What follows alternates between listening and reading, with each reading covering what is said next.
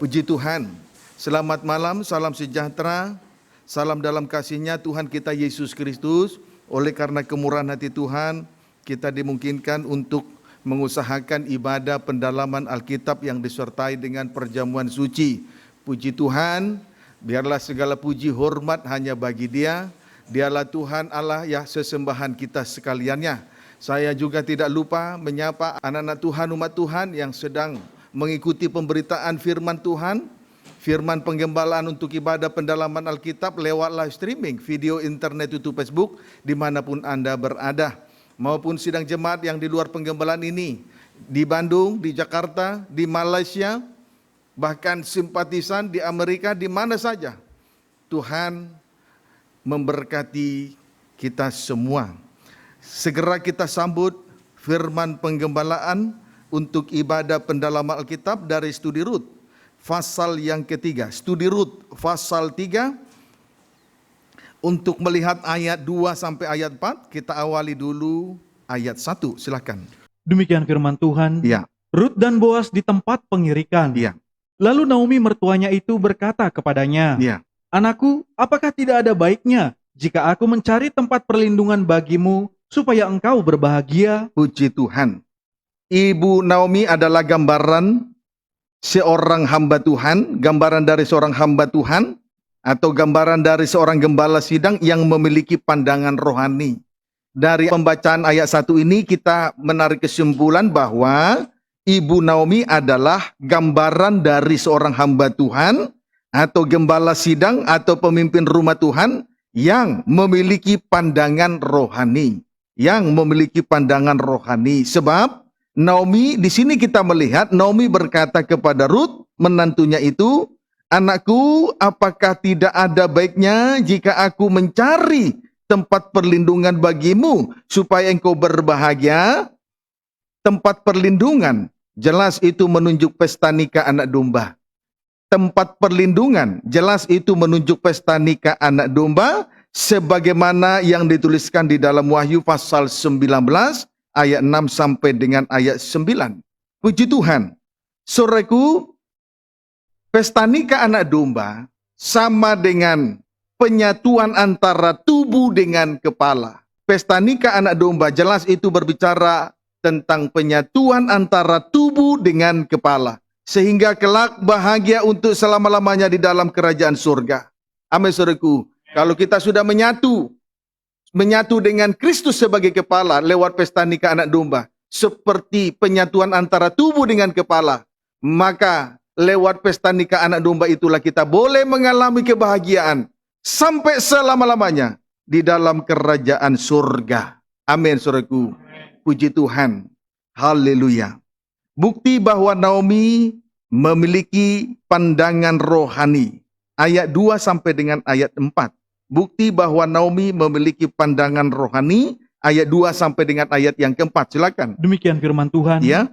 Maka sekarang, bukankah Boas yang pengerja-pengerjanya perempuan telah kau temani itu Ya. adalah sanak kita? Terus Dia pada malam ini menampi jelai di tempat pengirikan. ayat 3. Maka mandilah Mandilah, dan beruraplah. beruraplah, Pakailah pakaian bagusmu memakai pakaian bagus, dan pergilah ke tempat pengirikan itu. pergi ke tempat pengirikan. 4. Terus Tetapi janganlah engkau ketahuan kepada orang itu sebelum ia selesai makan dan minum. ya, Jika ia membaringkan diri tidur, ya, haruslah engkau perhatikan baik-baik tempat ia berbaring. memperhatikan baik-baik tempat ia berbaring. Terus Kemudian datanglah dekat, ya, singkapkanlah selimut ya, dari kakinya, Terus? dan berbaringlah di sana. berbaring di bawah kakinya. Terus Maka ia akan memberitahukan kepadamu tempat apa yang perlindungan, harus kau lakukan. pesta nikah, berbaring di bawah kakinya. Tempat perlindungan, pesta nikah anak domba, supaya mengalami kebahagiaan sampai selama-lamanya. Amin. Ada 5 perkara penting sebagai perintah yang harus dikerjakan atau dilakukan oleh Rut. 1. Mandilah. 2. Beruraplah. 3. Memakai pakaian bagus. 4. Pergilah ke tempat pengirikan. 5. Perhatikanlah baik-baik tempat ia berbaring. Inilah langkah-langkah yang harus dilakukan oleh Rut. Sehingga sebagai persiapan Rut untuk mendapatkan tempat perlindungan, yakni pesta nikah anak domba. penyatuan antara tubuh dengan kepala. Amin, saudaraku. Puji Tuhan. Kiranya dapat dipahami dengan baik. Kemudian, dari hal ini juga kita dapat memahami bahwa kehidupan kita sekarang ini berada di dalam rencana Allah yang besar. Puji Tuhan. Mengapa saya katakan demikian? Jawabnya, sebab pesta nikah anak domba adalah proyek Allah yang besar, dengan biaya dan pengorbanan yang cukup besar, serta menyita perhatian khusus dari kehidupan kita masing-masing. Amin, saudaraku. Perhatikan ke sini, lihat ke sini. Puji Tuhan, rendah hati kita dengar firman Tuhan. Mengapa saya katakan demikian? Mengapa saya katakan bahwa kehidupan Ruth ada di dalam rencana Allah yang besar? Mengapa saya katakan kehidupan gereja Tuhan ada di dalam rencana Allah? Dengan 5 langkah sebagai perintah yang harus dilakukan oleh Ruth, itu merupakan tanda bahwa Ruth ada di dalam rencana Allah yang besar. Itu juga tanda bahwa kehidupan gereja Tuhan di hari-hari terakhir ini adalah tanda bahwa kita sedang berada di dalam rencana Allah yang besar. Mengapa saya katakan demikian? Jawabnya, sebab pesta nikah anak domba adalah proyek Allah yang besar. Proyek Allah yang besar. Dengan biaya dan pengorbanan yang cukup besar juga. Kalau proyeknya besar, maka biaya pengorbanannya juga cukup besar. Jadi jangan kita bermain-main datang di tengah ibadah dan pelayanan ini. Jangan kita keras hati datang beribadah dan melayani kepada Tuhan. Kiranya dapat dipahami dengan baik. Kemudian proyek Allah yang besar ini cukup menyita perhatian. Puji Tuhan, cukup menguras perhatian kita masing-masing. Dari hal ini juga kita dapat memahami bahwa Tuhan merindukan kehidupan dari gereja Tuhan untuk menjadi milik kepunyaan Allah untuk selama-lamanya. Puji Tuhan. Haleluya. Yesaya 62. Yesaya 62. Ayat yang ketiga.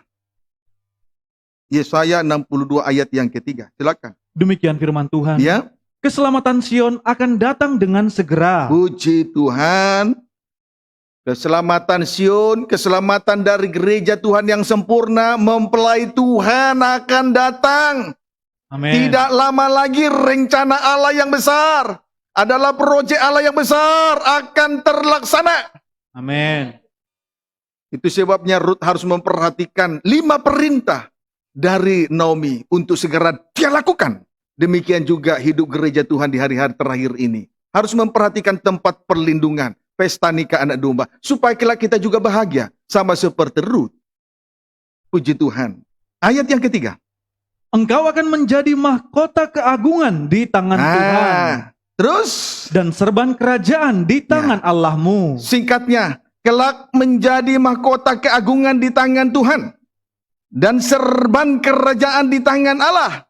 Jelas hal ini menunjuk mempelai wanita Tuhan atau istri anak domba. Amin. Kalimat ini menunjuk kepada mempelai wanita Tuhan atau istri anak domba. Ayat yang keempat. Engkau tidak akan disebut lagi yang ditinggalkan suami. Ya, terus. Dan negerimu tidak akan disebut lagi yang sunyi. Ya, terus. Tetapi engkau akan dinamai yang berkenan kepadaku. Terus. Dan negerimu yang bersuami. Bersuami, terus. Sebab Tuhan telah berkenan kepadamu. Ya. Dan negerimu akan bersuami. Puji Tuhan. Istri anak domba atau sidang mempelai Tuhan. Istri pertama tidak disebut lagi yang ditinggalkan suami. Strip yang kedua, tidak disebut lagi negeri yang sunyi. Sebaliknya, sidang mempelai Tuhan akan dinamai yang berkenan kepada Tuhan. Kemudian dinamai negeri yang bersuami. Kiranya dapat dipahami dengan baik. Amin, saudaraku. Puji Tuhan. Inilah, saudaraku, nama baru yang diterima oleh mempelai wanita Tuhan. Jikalau sudah masuk dalam pesta nikah anak domba, jikalau sudah berada di dalam tempat perlindungan, kiranya dapat dipahami dengan baik. Kiranya nama baru ini kita terima. Jikalau sudah berada di tempat perlindungan pesta nikah anak domba. Hosea 2 ayat 18. Silakan. Demikian firman Tuhan. Ya, Israel ditolak dan dipulihkan. puji Tuhan. 18. Aku akan menjadikan engkau istriku untuk selama-lamanya. Ya, terus. Dan aku akan menjadikan engkau istriku dalam keadilan Ya. dan kebenaran. Puji Tuhan, terus. Dalam kasih setia dan kasih sayang. Puji Tuhan. Gereja Tuhan dijadikan sebagai mempelai Tuhan atau istri anak domba untuk selama-lamanya. Berarti bukan bersifat sementara. Sama dengan berbahagia untuk selama-lamanya.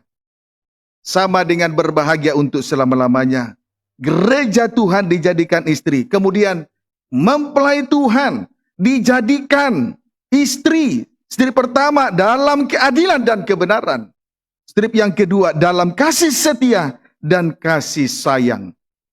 Pendeknya, pesta nikah anak domba adalah proyek Allah yang besar. Dibutuhkan pengorbanan yang besar pula. Supaya kelak kita boleh bahagia bersama dengan dia untuk selama-lamanya di dalam kerajaan surga. Itulah tempat perlindungan. Kiranya dapat dipahami dengan baik. Amin, saudaraku. Puji Tuhan. Berikan diri kita masing-masing untuk hidup dan berada di dalam rencana Allah yang besar. Pengorbanan juga cukup besar. Perhatian kita juga cukup besar. Tidak boleh bermain-main melayani Tuhan. Kalau punya kucing, cukup kasih makan kucing. Jangan habis waktumu dengan mengurus kucing. Banyak menyembah di kaki Tuhan. Sebab kita sekarang berada dalam proyek Allah yang besar ini. Dibutuhkan biaya dan pengorbanan yang besar. Kiranya dapat dipahami dengan baik. Supaya kelak kita berada di tempat perlindungan.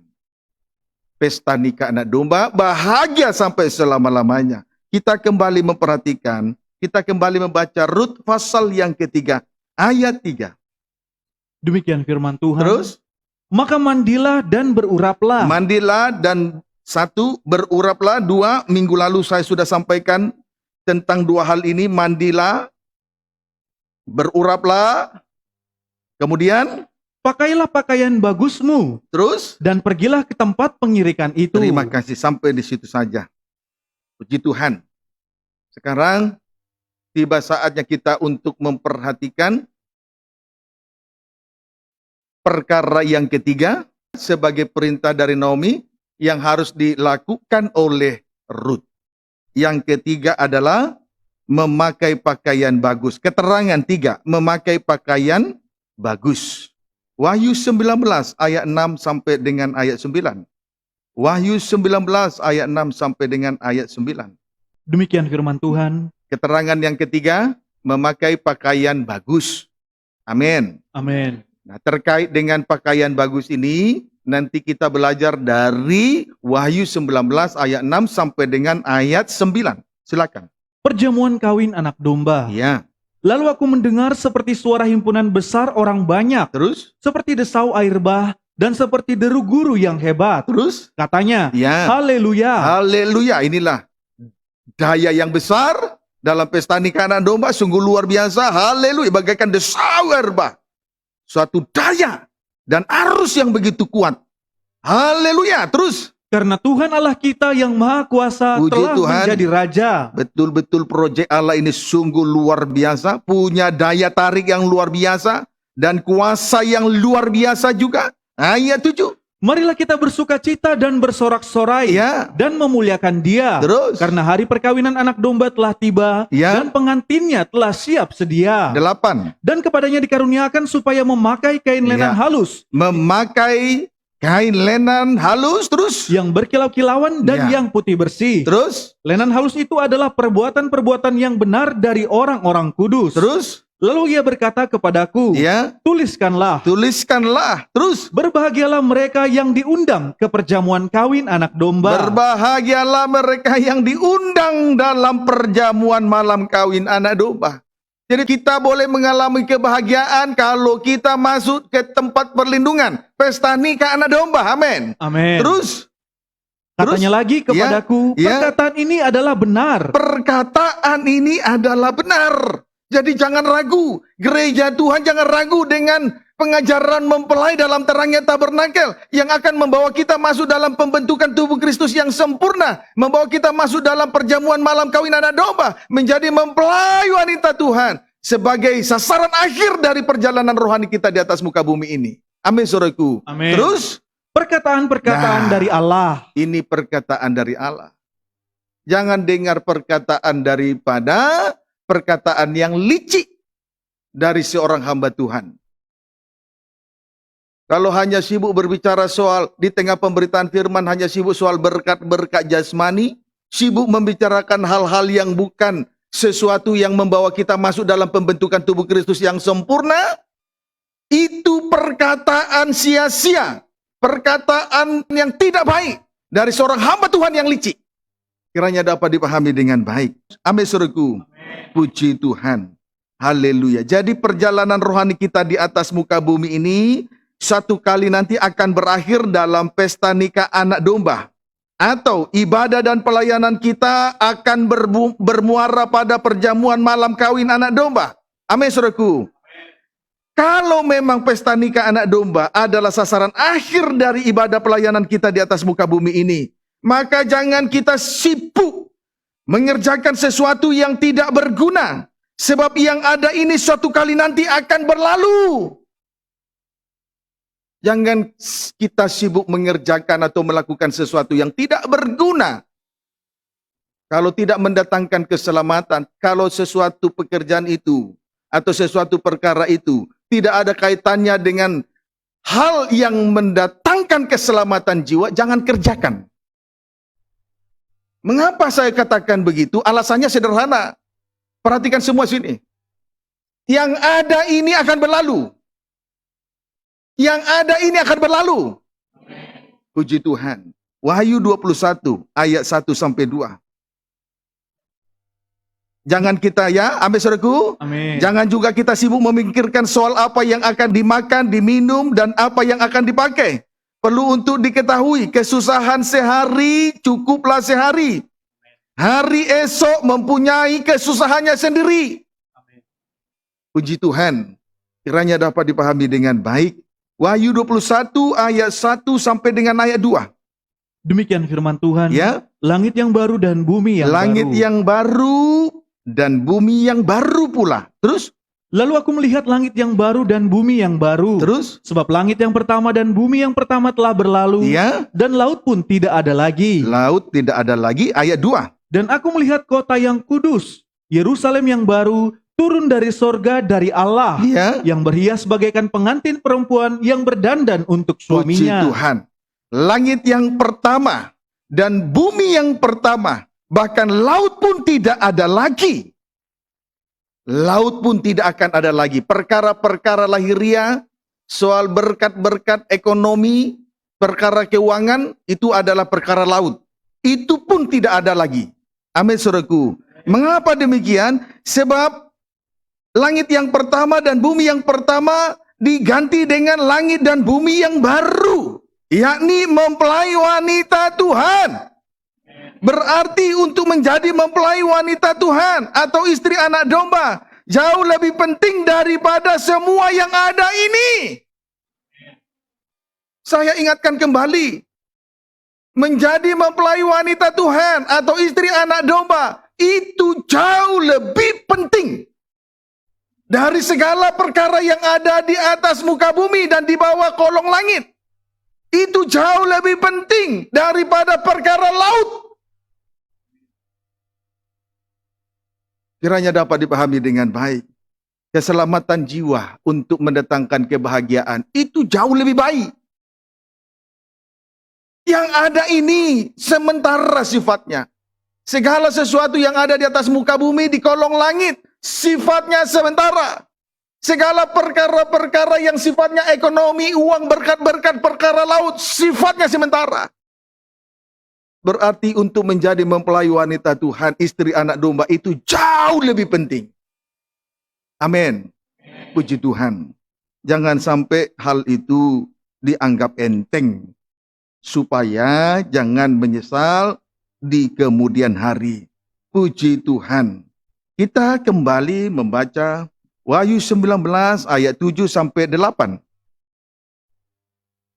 Demikian firman Tuhan. Terus, Marilah kita bersukacita dan bersorak-sorai. bersukacita dan sorak-sorai ini merupakan bagian dari kebahagiaan itu. Terus, Dan memuliakan Dia. terus Karena hari perkawinan anak domba telah tiba. dia Dan pengantinnya telah siap sedia. ayat yang ke-8, lihatlah keadaan dari pengantin perempuan mempelai anak domba. Ayat 8. Dan kepadanya dikaruniakan supaya memakai kain lenan halus Dikaruniakan supaya memakai kain lenan halus. Terus, yang berkilau-kilauan dan yang putih bersih. terus Lenan halus itu adalah perbuatan-perbuatan yang lenan benar halus itu adalah perbuatan-perbuatan yang benar. Terus, dari orang-orang kudus. puji Tuhan.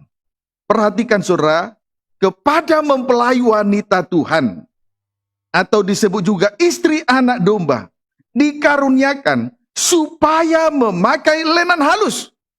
Sama dengan memakai pakaian bagus. Dapat dipahami saudaraku? Dikaruniakan supaya memakai lenan halus. Berarti sama dengan memakai pakaian bagus. Sama dengan memakai pakaian bagus. Saudara, lenan halus itu adalah perbuatan. Sesungguhnya lenan halus itu arti rohaninya adalah perbuatan-perbuatan yang benar dari orang-orang kudus. Sama dengan tabiat, sama dengan perbuatan yang benar. Jadi lenan halus itu adalah tabiat yang benar dari orang-orang kudus. Lenan halus itu artinya tabiat yang benar dari orang-orang kudus. Tabiat atau perilaku atau perbuatan yang benar dari orang-orang kudus. Itu arti pakaian bagus, lenan halus. Puji Tuhan. Ayo, biar kita betul-betul memiliki dan akhirnya memakai pakaian bagus. Itu merupakan tabiat atau perbuatan yang benar, atau perilaku yang benar. Dari siapa? Dari orang-orang kudus. Maka,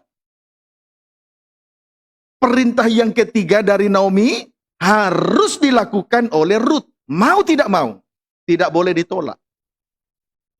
Dan biarlah kita memiliki tabiat atau perbuatan yang benar itu.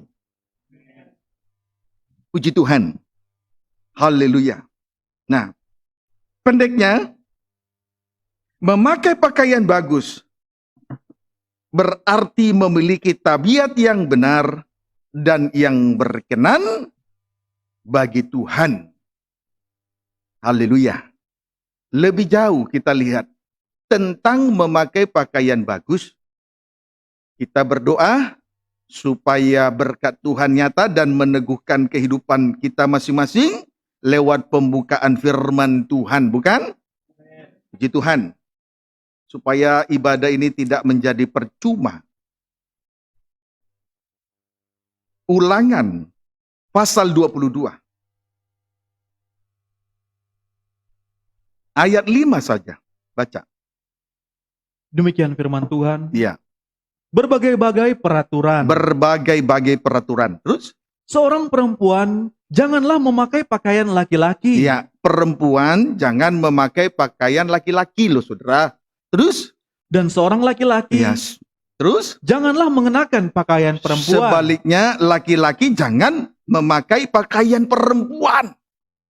Tuhan mau baik laki-laki maupun perempuan tetap memakai pakaian bagus. Amin. Sebab kalau seorang perempuan memakai pakaian laki-laki tidak bagus.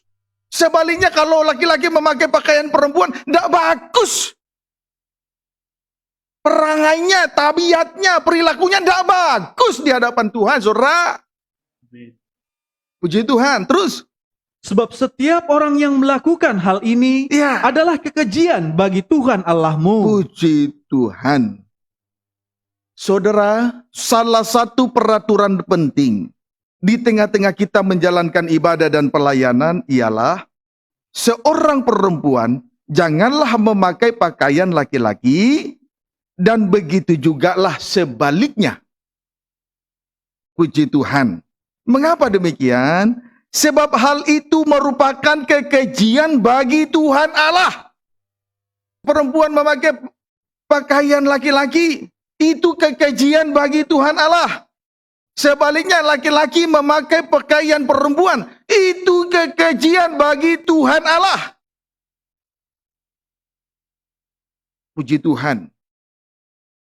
Bayangkan kalau seorang perempuan tabiatnya jadi tabiat laki-laki, tidak bagus di hadapan Tuhan. Atau sebaliknya, laki-laki tabiatnya menjadi tabiat perempuan, juga tidak bagus di hadapan Tuhan. Ini suatu peraturan penting untuk kita perhatikan di tengah-tengah kita datang beribadah dan melayani kepada Tuhan. Banci tidak bagus di hadapan Tuhan, saudara. Atau seharusnya perempuan yang memakai pakaian laki-laki juga tidak bagus di hadapan Tuhan, saudara. Justru itu merupakan kekejian bagi Tuhan. Pakailah pakaian bagus dari Tuhan. Amin, saudaraku. Puji Tuhan. Haleluya. Nah, saudaraku, sekali lagi, keberadaan kita di tengah-tengah ibadah dan pelayanan di hadapan Tuhan harus jelas. Jangan sampai tidak jelas. Maka kalau berbicara juga harus jelas. Melayani Tuhan harus jelas. Sifat, tabiat, karakter, perilaku harus jelas. Supaya dalam setiap perkataan pun jelas. Kalau masih ada tabiat yang tidak baik, maka perkataannya pun tidak jelas. Jadi pakaian yang kita pakai harus jelas. Supaya jangan menjadi kekejian bagi Tuhan. Ini salah satu peraturan penting ketika kita datang menghadap Tuhan di tengah ibadah dan pelayanan yang dipercayakan Tuhan ini. Puji Tuhan. Jadi saudaraku, keberadaan kita di tengah-tengah ibadah dan pelayanan di hadapan Tuhan harus jelas, teramat lebih, ketundukan atau kerendahan hati kita di hadapan Tuhan harus nyata, menjadi suatu tabiat atau menjadi suatu pakaian kita di hadapan Tuhan. Harus jelas, teramat lebih di dalam hal ketundukan atau kerendahan hati kita di hadapan Tuhan harus nyata, real, dan menjadi suatu tabiat dan pakaian kita di hadapan Tuhan. Dapat dipahami, saudara? Puji Tuhan. Harus nampak loh, saudara. Ketundukan, kerendahan hati, itu harus menjadi tabiat pakaian kita di hadapan Tuhan. Dan itu harus nyata. Kiranya dapat dipahami, supaya ibadah ini jangan menjadi suatu kekejian bagi Tuhan. 1 Petrus 5, ayat 5 sampai dengan ayat 6. 1 Petrus 5, ayat 5 sampai dengan ayat 6, silakan. Demikian firman Tuhan. Ya. Gembalakanlah kawanan domba Allah. Ya. Demikian jugalah kamu, hai orang-orang muda. Orang muda, terus? Tunduklah kepada orang-orang yang tua. Terus? Dan kamu semua, terus? rendahkanlah dirimu seorang terhadap yang lain. Rendahkanlah dirimu seorang terhadap yang lain. Antara yang satu dengan yang lain, saling merendahkan diri. Itu yang benar. Di tengah kita datang beribadah kepada Tuhan. Itu yang benar. Terus? Sebab Allah menentang orang yang congkak. Iya, sebab Allah betul-betul menentang orang yang congkak. Menentang orang yang sombong, angkuh tinggi hati. Di tengah ibadah dan pelayanannya. Terus? Tetapi mengasihani orang yang rendah hati. Sebaliknya Tuhan sangat mengasihani orang yang betul-betul rendah hati. Amin. Dan kerendahan hatinya betul-betul nyata. Menjadi pakaian bagus di hadapan Tuhan.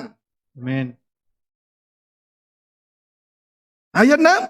Karena itu rendahkanlah dirimu di bawah tangan Tuhan yang kuat, supaya kamu ditinggikannya pada waktunya. Jadi kesimpulannya, Tuhan menginginkan pakaian kerendahan di hati. Amin.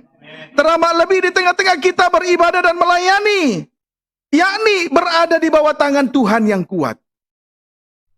Tuhan mau supaya kita memakai pakaian kerendahan hati saat kita ada di bawah tangan Tuhan yang kuat, saat kita berada di tengah-tengah ibadah dan pelayanan yang Tuhan percayakan ini. Jangan kita sombong dan angkuh. Ingat, kita bangsa kafir. Dahulu harus dimurkai, binasa. Ingat itu. Kiranya dapat dipahami dengan baik. Puji Tuhan. Teramat lebih di tengah-tengah kita beribadah dan melayani, ya. Amin, saudaraku. Biar kita terus memiliki pakaian kerendahan hati. Itulah berarti sama dengan memakai pakaian bagus. Puji Tuhan. Contoh. Injil Lukas pasal yang ke-10.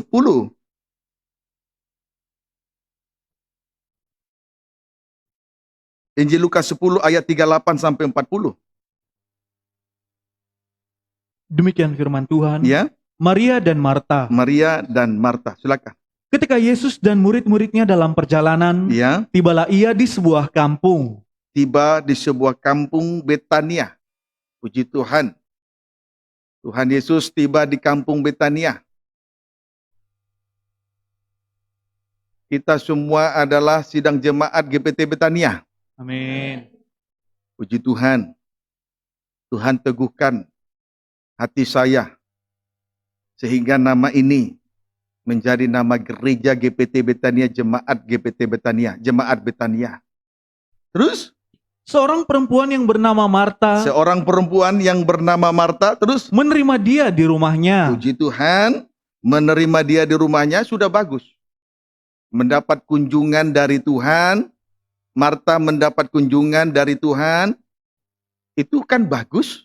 Terus, Perempuan itu mempunyai seorang saudara yang bernama Maria. terus, Maria ini duduk dekat kaki Tuhan terus, dan terus mendengarkan perkataannya. ayat 40, terus. Sedang Marta sibuk sekali melayani. Iya, Ia mendekati Yesus dan berkata, iya, Marta berkata, terus, Tuhan, Tuhan, tidakkah engkau peduli tidakkah engkau peduli, terus, bahwa saudaraku membiarkan aku melayani seorang diri? terus, Suruhlah dia membantu aku. suruhlah dia membantu aku. Puji Tuhan. Ketika Yesus tiba di kampung Betania dalam sebuah pemberitaan firman, kemudian sikap antara Maria dan Marta diawali dari Maria duduk di bawah kaki salib dan terus dengar firman Tuhan. Sedang Marta sibuk sekali melayani. Sibuk sekali melayani. Artinya, oleh karena kesibukannya, Marta tidak mendapat kesempatan untuk merendahkan dirinya di hadapan Tuhan. Persis seperti orang dunia. Oleh karena berbagai kesibukan-kesibukan di dunia ini, tidak mendapat kesempatan untuk berada di bawah kaki Tuhan. Tidak mendapat kesempatan untuk merendahkan diri di hadapan Tuhan. Tidak memakai pakaian bagus di hadapan Tuhan. Amin, saudaraku. Puji Tuhan. Tidak memiliki pakaian kerendahan hati. Saudaraku, apa artinya kita berada di tengah-tengah ibadah dan pelayanan, namun tidak memiliki pakaian kerendahan di hati? Perhatikan baik-baik, saudara. Seorang imam melayani Tuhan tanpa rendah hati, apa artinya? Dari gembala sidang, hamba Tuhan sampai kepada seluruh sidang jemaat datang menghadap tata Tuhan. Berada di tengah ibadah dan pelayanan tanpa kerendahan hati, apa artinya? Biar sesibuk apapun seorang pelayan Tuhan, tanpa rendah hati, tidak ada artinya. Sebab itu perhatikan pakaian kerendahan hati, itu terutama. Supaya tidak nampak kekurangan-kekurangan di sana sini. Apalagi bangsa kafir. Rut itu bangsa kafir. Amin, saudaraku. Kita datang melayani bukan untuk show. Bukan untuk pertunjukan. Bukan untuk pamer-pamer. Itu harus diperhatikan dengan sungguh-sungguh. Puji Tuhan. Kemudian, akibat tidak memiliki pakaian kerendahan hati. Akibat tidak memiliki pakaian kerendahan hati. Marta mempersalahkan Tuhan dan sesama. Ini loh, akibat tidak memakai pakaian kerendahan hati. Marta mempersalahkan Tuhan dan sesama, tandanya. Tanda mempersalahkan Tuhan dan sesama, tandanya. Suka mengatur, tetapi tidak mau diatur. Dan tidak mau dengar-dengaran. Jadi orang yang tidak memiliki pakaian kerendahan hati suka mengatur. Suka mengatur tetapi tidak mau diatur. Dan tidak mau dengar-dengaran. Perhatikan sungguh-sungguh, saudara. Sebab ini merupakan langkah ketiga. Perintah daripada Naomi untuk dilakukan Rut. Supaya kelak berada di tempat perlindungan pesta nikah anak domba. Akhirnya bahagia untuk selama-lamanya. Pilih bahagia atau pilih susah di kemudian hari. Kiranya dapat dipahami dengan baik. Ini loh ya, tidak memakai pakaian bagus, suka mengatur, tapi tidak mau diatur, dan tidak dengar-dengaran. Kan parah seperti ini hidupnya. Puji Tuhan.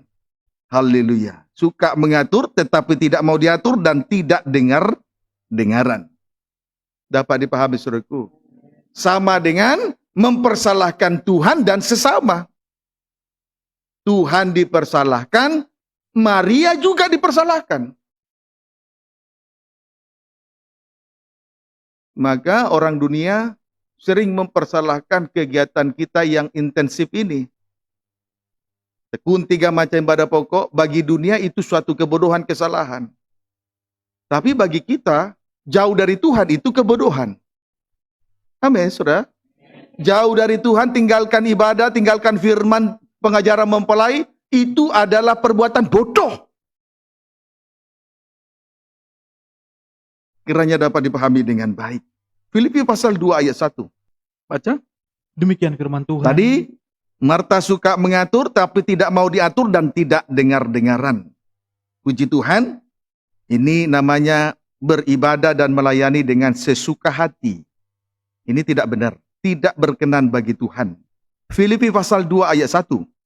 Nasihat supaya bersatu dan merendahkan diri seperti Kristus. Yang Tuhan mau supaya kita bersatu dan merendahkan diri seperti Kristus. Itu yang Tuhan mau. Amin, saudaraku. Amin. Lalu ayat 1. Jadi karena dalam Kristus ada nasihat, ada penghiburan kasih, ada persekutuan roh, ada nasihat, ada penghiburan kasih 2, ada persekutuan roh 3, terus ada kasih mesra 4, dan belas kasihan. Dan ada belas kasihan. Di dalam Tuhan Yesus Kristus ada 5 hal. 1, ada nasihat. 2, ada kasih sebagai penghiburan. 3, ada roh Allah sebagai sarana persekutuan. 4, ada kasih mesra. 5, ada belas kasihan. Inilah 5 perkara di dalam Tuhan Yesus Kristus. Ayat 2 sampai dengan ayat 4.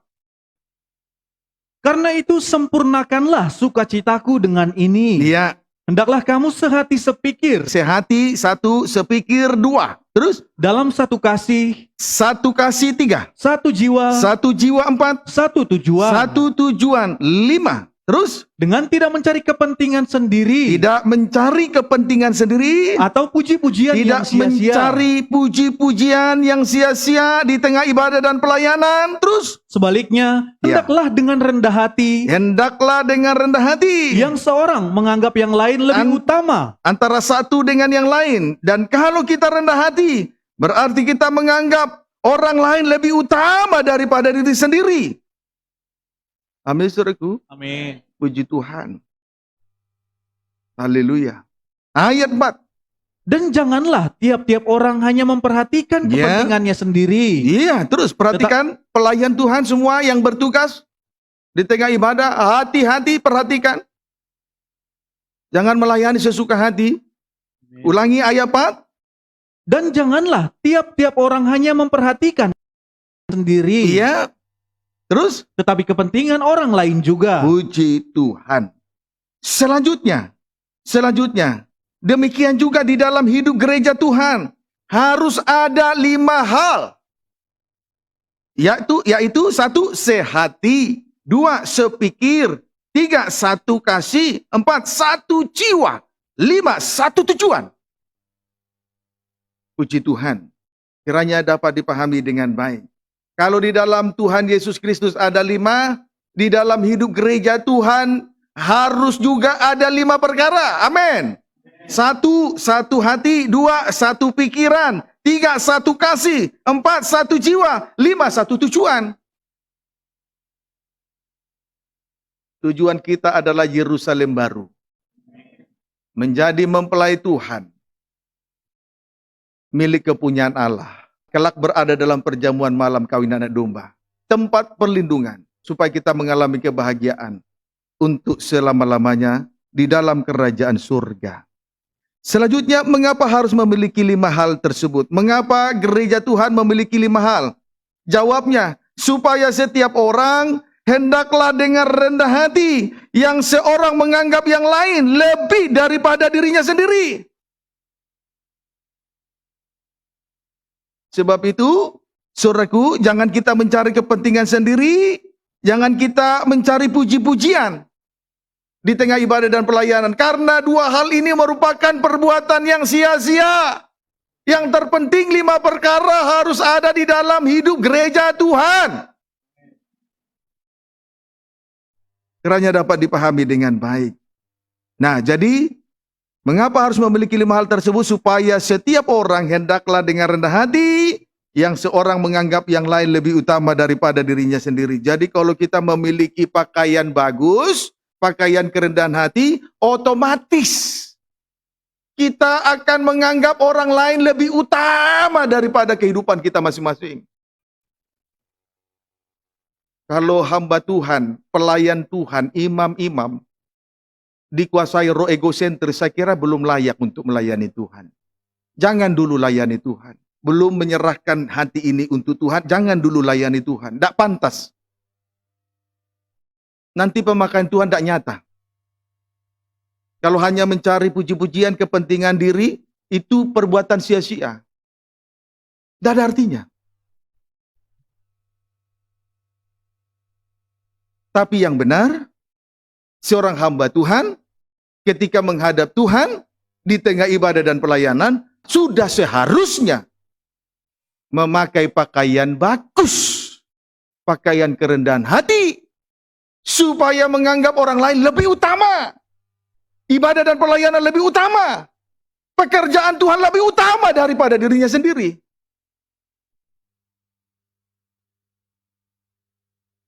Dapat dipahami, saudaraku. Puji Tuhan.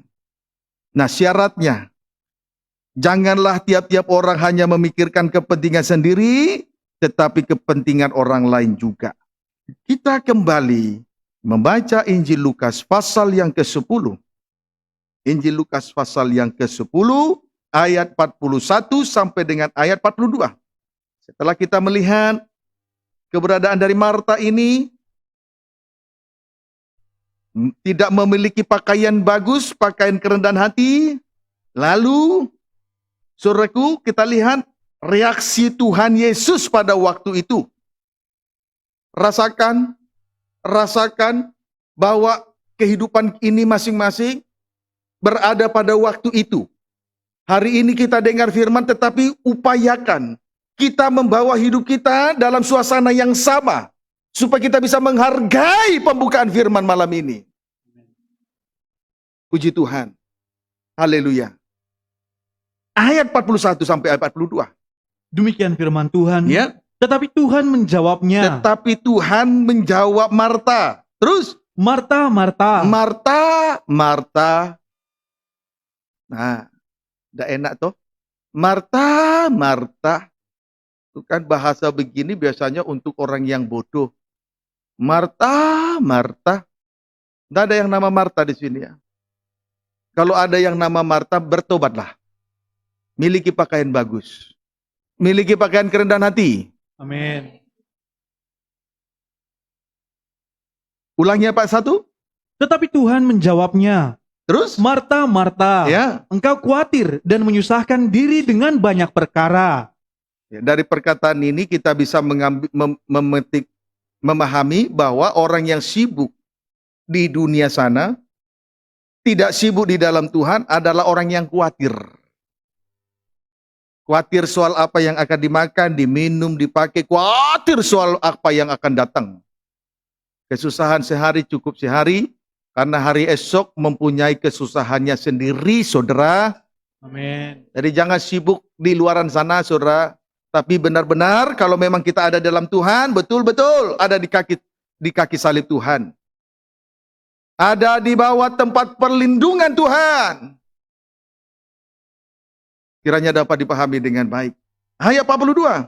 Tetapi hanya satu saja yang perlu. Tuhan selanjutnya berkata kepada Marta, hanya satu saja yang perlu, yaitu Maria telah memilih bagian yang terbaik. Memilih bagian yang terbaik seperti Maria. Terus yang tidak akan diambil daripadanya. Puji Tuhan. Haleluya. Saudaraku, melihat sikap daripada Marta, Tuhan Yesus menegur dia dan berkata, Marta, Marta, engkau khawatir dan menyusahkan diri dengan banyak perkara. Sibuk dengan banyak perkara, sibuk dengan perkara lahiriah, tidak memperhatikan ibadah dan pelayanan, tidak memperhatikan pakaian bagus. Itu adalah gambaran dari orang yang khawatir. Amin, saudaraku.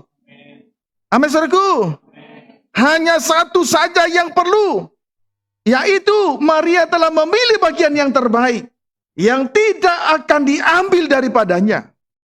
Yang perlu bagi Tuhan, yang diperlukan Tuhan dari kita hanya satu, tidak dua. Ketika kita menghadap Tuhan di tengah ibadah dan pelayanan, memiliki pakaian bagus, memiliki pakaian kerendahan hati.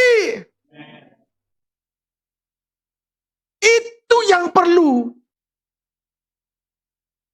Yang tidak akan diambil daripadanya. Sebab itu, apa maksudnya yang tidak akan diambil daripadanya? Siapa yang meninggikan diri akan direndahkan.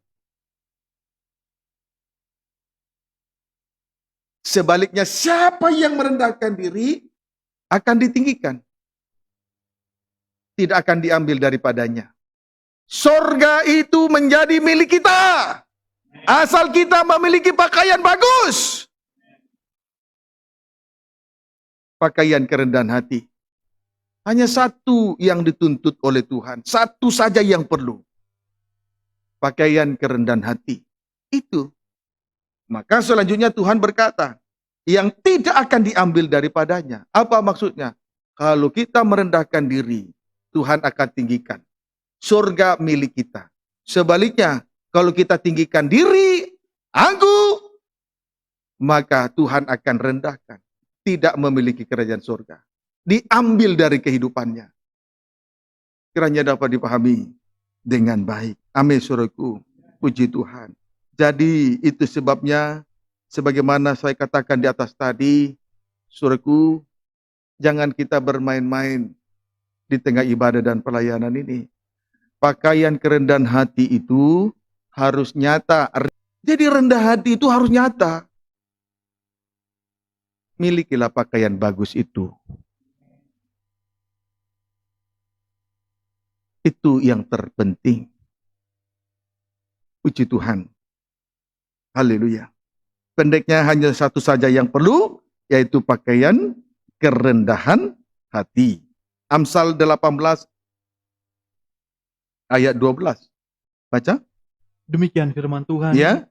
Tinggi hati mendahului kehancuran. Tinggi hati mendahului kehancuran. Awal dari kehancuran, awal dari kejatuhan, awal dari kesusahan.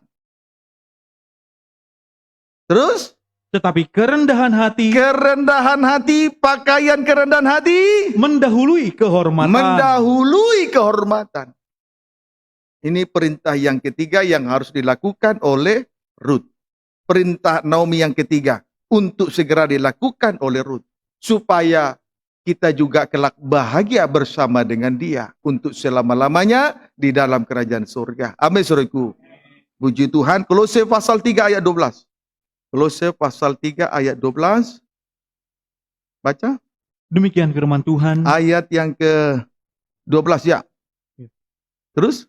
Manusia baru. Terus? Karena itu sebagai orang-orang pilihan Allah. Sebagai orang-orang pilihan Allah. Terus? Yang dikuduskan dan dikasihinya. Ini orang-orang pilihan adalah orang-orang yang sudah dikuduskan dan orang yang dikasihi Tuhan. Terus? Kenakanlah belas kasihan. Kenakanlah belas kasihan. 1. Kemurahan. 2. Kerendahan hati. 3. Kerendahan hati. Kelemah lembutan. 4. Kelemah lembutan. Dan kesabaran. Puji Tuhan. Kehidupan yang dipilih oleh Tuhan. Itulah kehidupan yang sudah dikuduskan. Itulah kehidupan yang dikasihi oleh Tuhan. Harus mengenakan 1. Belas kasihan. 2. Kemurahan. 3. Kerendahan hati. 4. Kelemah lembutan dan kesabaran. Salah satunya adalah pakaian kerendahan hati. Itulah kehidupan yang dipilih oleh Tuhan. Imamat Rajani harus mengenakan pakaian kerendahan hati.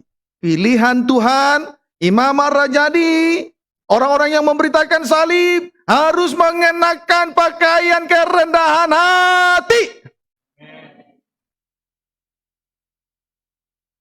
Sangat sukar menjawab dengan amin kalau ia masih dikuasai kesombongan. Orang-orang pilihan Tuhan, kenakanlah pakaian kerendahan hati. Puji Tuhan, kiranya dapat dipahami dengan baik. Kemudian Lukas pasal 10 ayat 41 sampai dengan ayat 42. Marta mendapatkan jawaban dari Tuhan.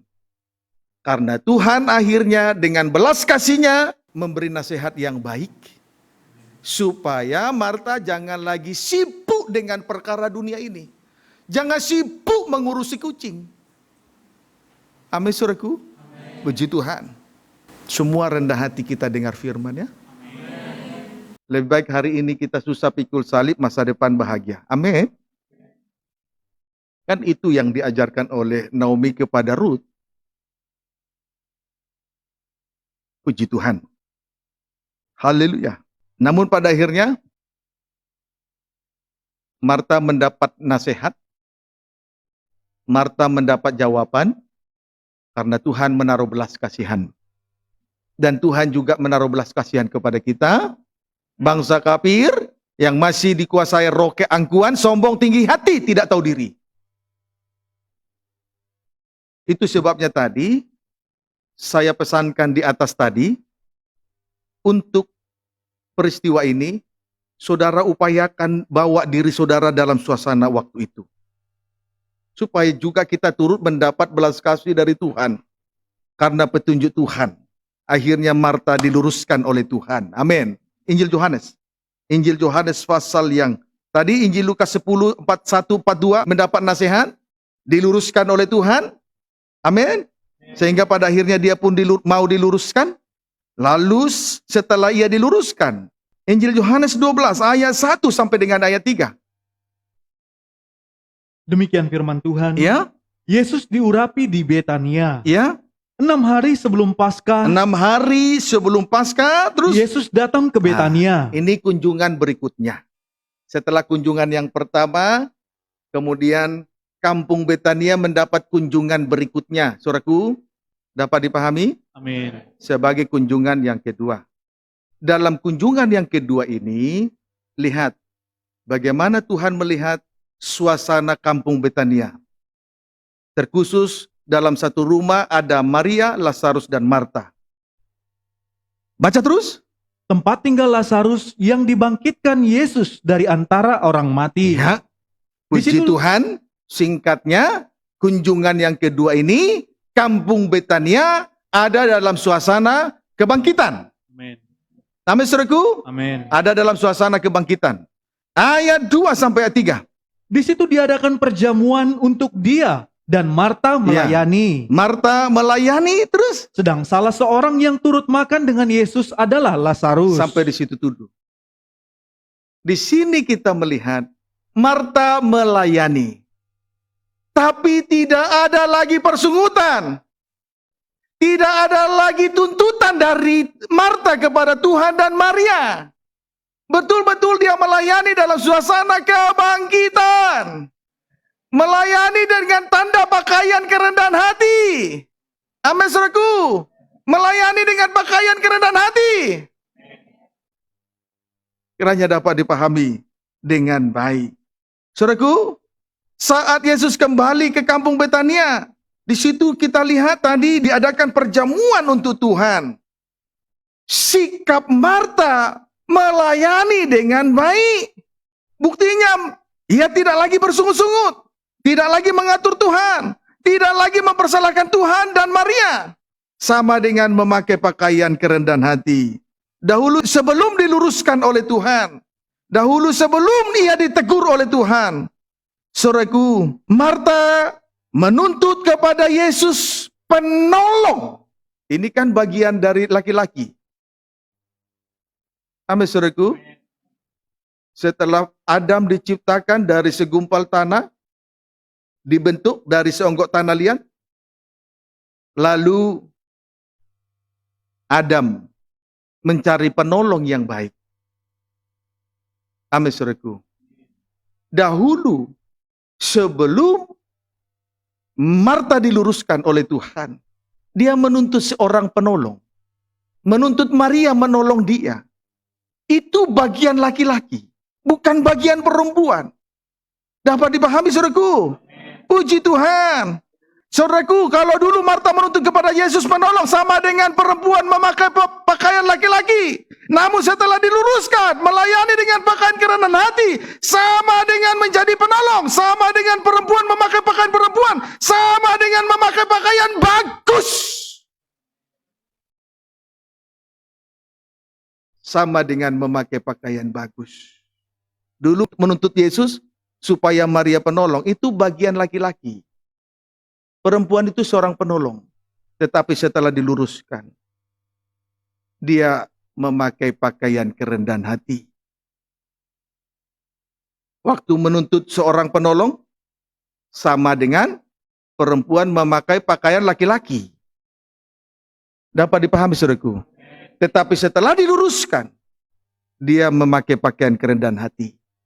Perempuan memakai pakaian perempuan. Sama dengan memakai pakaian bagus. Hanya satu yang perlu. Dan memang itu dituntut Tuhan. Supaya kita datang menghadap Tuhan di tengah ibadah dan pelayanan. Dengan memakai pakaian rendahan hati, itu saja. Maka kepada mempelai perempuan dikaruniakan supaya memakai lenan halus. Itu perbuatan tabiat kerendahan hati. Amin.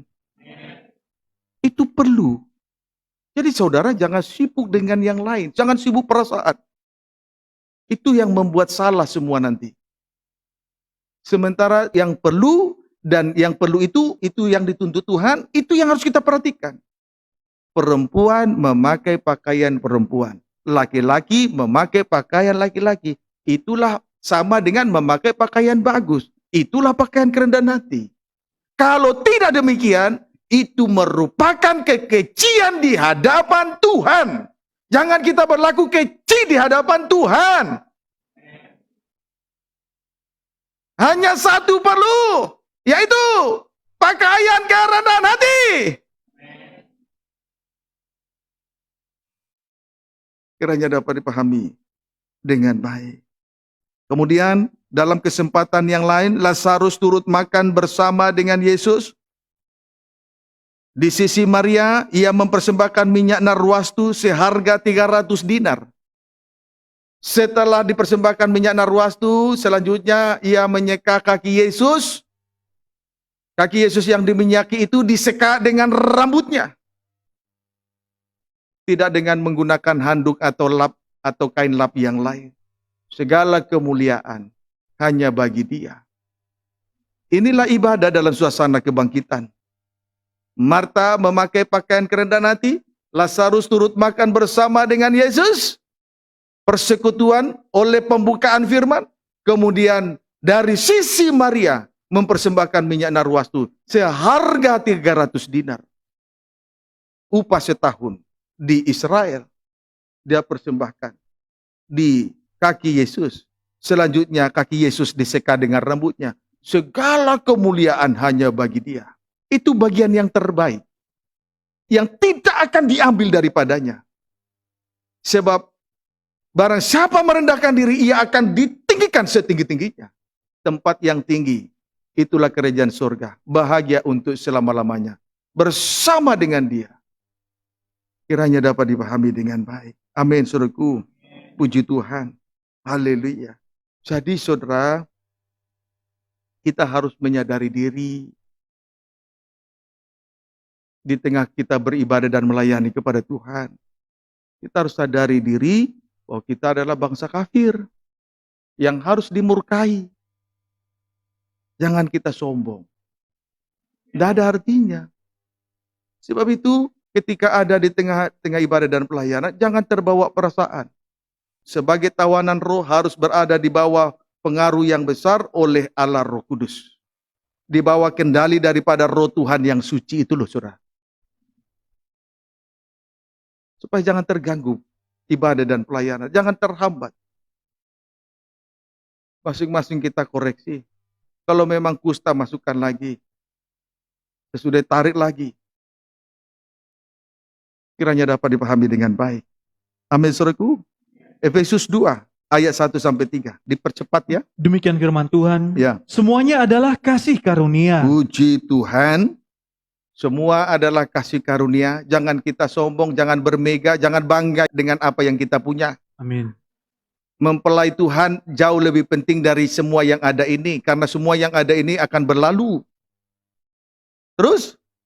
Kamu dahulu sudah mati karena pelanggaran-pelanggaran dan dosa-dosamu. Bangsa kafir sudah mati karena upah dosa adalah mati. Terus? Kamu hidup di dalamnya karena kamu mengikuti jalan dunia ini. Terus? Karena kamu mentaati penguasa kerajaan angkasa. Setan, tadi dunia, yang kedua setan, terus? Yaitu roh yang sekarang sedang bekerja di antara orang-orang durhaka. Menjadi pemberontak, terus? Sebenarnya dahulu kami semua juga terhitung di antara mereka. Ya. Ketika kami hidup di dalam hawa nafsu daging. Kemudian yang ketiga hidup dalam hawa nafsu daging, terus? Dan menuruti kehendak daging. Terus? Dan pikiran kami yang jahat. Terus? Pada dasarnya kami adalah orang-orang yang harus dimurkai. Binasa. Terus? Sama seperti mereka yang lain. Puji Tuhan. Sebelum mengenal Tuhan.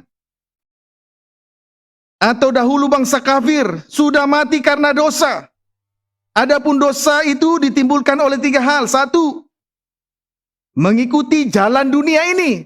Memang dunia ini punya arus yang begitu deras untuk menghanyutkan kehidupan daripada anak Tuhan. Sampai akhirnya mengalami kematian rohani. Jadi dunia ini mempunyai arus yang sangat kuat. Jadi yang menimbulkan dosa ada 3. 1, dunia dengan arusnya yang kuat. 2, setan yang menimbulkan pendurhakaan, pemberontakan kepada Tuhan. Yang ketiga, hawa nafsu daging dan menuruti kehendak daging. Puji Tuhan. Nah, inilah 3 hal yang menimbulkan dosa, sementara upah dosa adalah maut. Dahulu bangsa kafir sudah harus dimurkai. Tetapi oleh karena kemurahan Tuhan, ayat 4 sampai dengan ayat yang ke-6. Demikian firman Tuhan. Terus? Tetapi Allah yang kaya dengan rahmat. Kaya dengan rahmat. Oleh karena kasih-Nya yang besar. Kaya dengan rahmat. Kemudian kasih-Nya besar. Terus? Yang dilimpahkannya kepada kita. Dilimpahkan kepada bangsa kafir. Amin. Allah kaya dengan rahmat. Besar kasih karunia-Nya. Dan itu limpah kepada bangsa kafir. Amin. Yang bukan bangsa Yahudi. Amin. Terus? Telah menghidupkan kita bersama-sama dengan Kristus. Iya. Sekalipun kita telah mati oleh kesalahan-kesalahan kita. 3 dosa ditimbulkan oleh 3 hal tadi. Terus? Oleh kasih karunia kamu diselamatkan. Namun oleh karena kasih karunia bangsa kafir selamat. Amin. Terus? Dan di dalam Kristus Yesus, Ia telah membangkitkan kita juga. Terus? Dan memberikan tempat bersama-sama dengan Dia di sorga. Dan yang terakhir, di dalam Kristus Yesus, Allah membangkitkan kita juga. Selain itu, kepada kita diberikan tempat bersama-sama dengan Dia di sorga, bahagia untuk selama-lamanya di dalam kerajaan sorga. Itulah tempat perlindungan yang abadi. Jadi saudara, ketika Naomi menawarkan tempat perlindungan kepada Ruth, jelas itu menunjukkan bahwa Naomi ini adalah gambaran dari seorang gembala sidang atau pemimpin rumah Tuhan yang memiliki pandangan rohani. Kiranya dapat dipahami dengan baik. Kami saudaraku, sudah seharusnya kita bersyukur kepada Tuhan. Kalau di tengah-tengah penggembalaan ini kita diajar untuk memiliki pandangan rohani. Maka dengan terang-terangan saya harus mengatakan, sidang jemaat harus bersyukur dan berterima kasih kepada Tuhan. Kalau ia kepada sidang jemaat dipercayakan seorang gembala sidang yang memiliki pandangan rohani. Seharusnya berdukalah sidang jemaat, gereja Tuhan, kalau pemimpin di dalam rumah Tuhan tidak memiliki pandangan rohani. Gereja Tuhan akan mengalami kerugian. Kalau pemimpin sidang jemaat hanya memiliki pandangan laut dan pandangan bumi, kiranya dapat dipahami dengan baik. Ayat 7-9. Supaya pada masa yang akan datang, Ia menunjukkan kepada kita kekayaan kasih karunia-Nya yang melimpah-limpah. Terus, sesuai dengan kebaikannya terhadap kita dalam Kristus Yesus. Terus, Tuhan Yesus baik, amin. Amin. Apa buktinya? Terus, sebab karena kasih karunia, karena kemurahan hati Tuhan. Terus, kamu diselamatkan oleh iman. Bangsa kafir diselamatkan oleh iman. Amin. Bukan oleh yang lain-lain. Apa itu? Terus, itu bukan hasil usahamu. Itu bukan hasil usaha. Terus, tetapi pemberian Allah. Tapi itu pemberian Allah, diselamatkan oleh iman. Amin. Terus, itu bukan hasil pekerjaanmu. Bukan hasil pekerjaan. Keselamatan itu bukan hasil pekerjaan bangsa kafir. Itu pekerjaan Allah. Dengan mengorbankan anaknya yang tunggal di atas kayu salib. Supaya bangsa kafir memperoleh kasih karunia dengan limpah. Kita diselamatkan, dibangkitkan bersama dengan Dia. Dan bahagia bersama dengan Dia di dalam kerajaan yang kekal untuk selama-lamanya. Amin. Kurang apa Tuhan Yesus baiknya kepada kita? Hanya satu yang perlu. Pakaian kerendahan hati. Memang itu dituntut Tuhan. Supaya kita menjadi milik kepunyaan Allah. Kalau seorang perempuan memakai pakaian laki-laki, itu kekejian. Marta dengan perbuatannya itu, kalau kita tidak mendapat pembukaan firman, kita tidak akan mengerti bahwa perbuatan Marta, pelayanan Marta itu merupakan kekejian.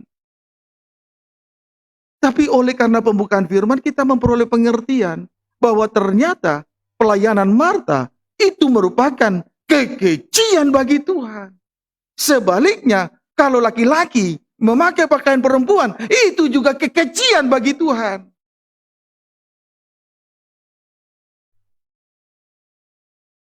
Dapat dipahami, saudaraku. Amin. Inilah salah satu peraturan penting yang harus kita lakukan. Kiranya dapat dipahami dengan baik. Lalu ayat 10. Karena kita ini buatan Allah. Kita ini jelas buatan Allah, diciptakan dari seonggok tanah liat, terus diciptakan dalam Kristus Yesus untuk melakukan pekerjaan baik. Itu loh. Diciptakan dalam Kristus Yesus, tujuannya satu. Untuk melakukan pekerjaan baik. Untuk melayani pekerjaan Tuhan. Jangan hidup tapi tidak mengerti untuk melakukan pekerjaan baik. Banyak orang Kristen hidup, tapi sebetulnya hidup kamuflase, palsu. Seharusnya kita diciptakan dan kita hidup untuk melakukan pekerjaan baik. Melayani Tuhan, melayani pekerjaan Tuhan sampai kesudahannya. Amin. Dengan memakai pakaian kerendahan hati. Terus, yang dipersiapkan Allah sebelumnya. Terus, Ia mau supaya kita hidup di dalamnya. Tuhan mau supaya kita hidup sampai selama-lamanya. Ini loh rencana Tuhan begitu indah. Sebetulnya banyak orang Kristen mengerti rencana ini. Tetapi sekalipun demikian, seolah-olah tidak penting. Nah ini loh saya tidak habis pikir. Saya tidak habis pikir. Yang kita cari apa? Lagu sekolah minggu aja ada. Apa yang cari orang Tuhan? Bukan duit. Jangan anak sekolah minggu lebih pandai dari kita loh saudara. Bikin malu semua. Puji Tuhan. Haleluya. Puji Tuhan.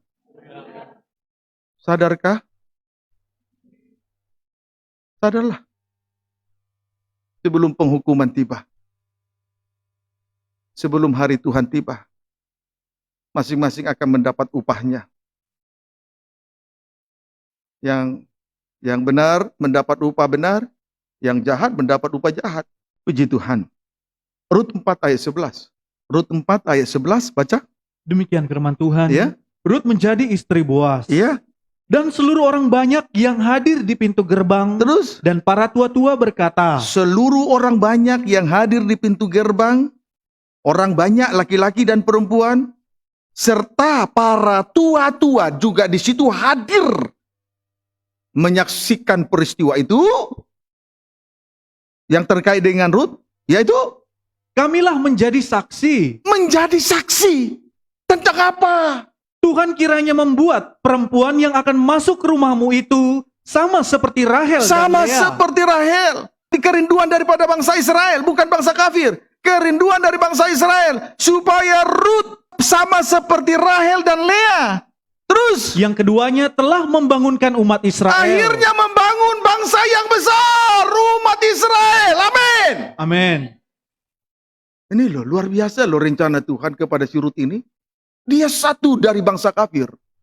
Yang juga berada dalam rencana Allah yang besar. Yang ada di dalam sebuah proyek Allah yang besar. Memang betul-betul dituntut pengorbanan yang besar. Tetapi seluruh Israel, seluruh bangsa Israel, laki-laki perempuan, sampai kepada tua-tua menjadi saksi. Bahkan merindukan supaya Rutlah yang membangun umat Israel menjadi bangsa yang besar. Amin. Bayangkan loh, bukan perkara kecil pakaian kerendahan hati ini loh saudara. Kalau tidak memiliki pakaian kerendahan hati di tengah ibadah, itu kekejian. Jangan main-main lagi. Kiranya dapat dipahami. Terus baca lagi. Biarlah engkau menjadi makmur di Efrata. Menjadi makmur terus. Dan biarlah namamu termasyur di Bethlehem. Puji Tuhan. Akhirnya Naomi juga menjadi makmur di Efrata. Dan namanya juga termasyur di Bethlehem. Puji Tuhan. Akhirnya nanti Rut menjadi kehidupan yang didambakan oleh umat Israel. Untuk menjadi perempuan yang bisa membangun suatu bangsa yang besar. Yaitu bangsa Israel. Umat Allah. Milik kepunyaan Allah sendiri. Puji Tuhan. Haleluya. Matius pasal yang ke-7. Saudaraku, yang membangun rumah adalah orang yang bijaksana, yang mau mendengarkan firman Tuhan. Itu yang membangun rumah. Menjadi rumah yang besar. Siapa? Orang bijaksana. Karena dia mau mendengarkan firman Tuhan. Rut juga mau mendengar perintah Naomi. Perintah yang ketiga. Untuk segera memakai pakaian bagus. Tidak usah dibaca ya. Matius 7 ayat 24. Tapi boleh baca. Boleh baca. Supaya lebih jelas ya. Siapa yang membangun? Matius 7 ayat 24. Baca. Demikian firman Tuhan. Ya. Dua macam dasar. Ya. Setiap orang yang mendengar perkataanku ini dan melakukannya. Melakukannya, Rut melakukannya terus. Ia sama dengan orang yang bijaksana. Iya. Terus? Yang mendirikan rumahnya di atas batu. Yang mendirikan rumah, yang membangun rumah adalah orang bijaksana. Siapa orang bijaksana? Adalah orang yang mendengarkan firman dan melakukannya. Itulah pribadi Rut.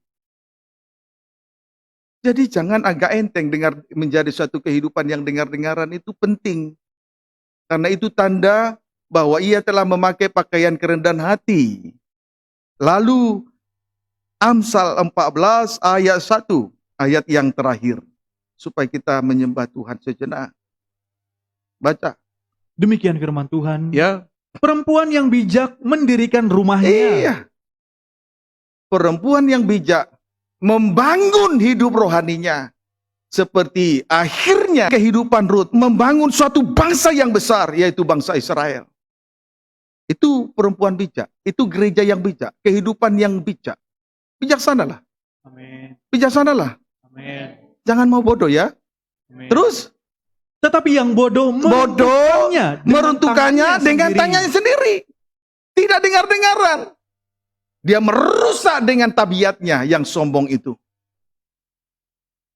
Puji Tuhan. Haleluya. Jadi saudara, malam ini kita mendapat sebuah pengertian yang luar biasa dari Tuhan. Dan kita patut bersyukur dan berterima kasih kepada Tuhan. Supaya kita betul-betul memakai pakaian bagus. Itulah pakaian kerendahan hati memang dituntut. Itu perlu. Itu sebabnya Tuhan menuntut. Supaya kita boleh berbahagia. Untuk selama-lamanya seperti Rut. Akhirnya seluruh umat Israel meminta Rut untuk membangun sebuah bangsa yang besar. Bayangkan. Sebuah bangsa yang besar. Oleh seorang perempuan kafir. Bukan tua-tua yang hadir di situ, tapi seorang perempuan kafir dipakai Tuhan untuk membangun sebuah bangsa yang besar. Jumlah kita tidak sebesar mereka. Tapi adakah satu dari antara kita mau membangun penggembalaan ini? Sampai membawa pengajaran mempelai, sampai terwujudnya pembangunan tubuh Kristus yang sempurna. Singkirkan perbuatan sia-sia. Puji-pujian dan kepentingan diri sendiri. Tuhan Yesus memberkati kita semua.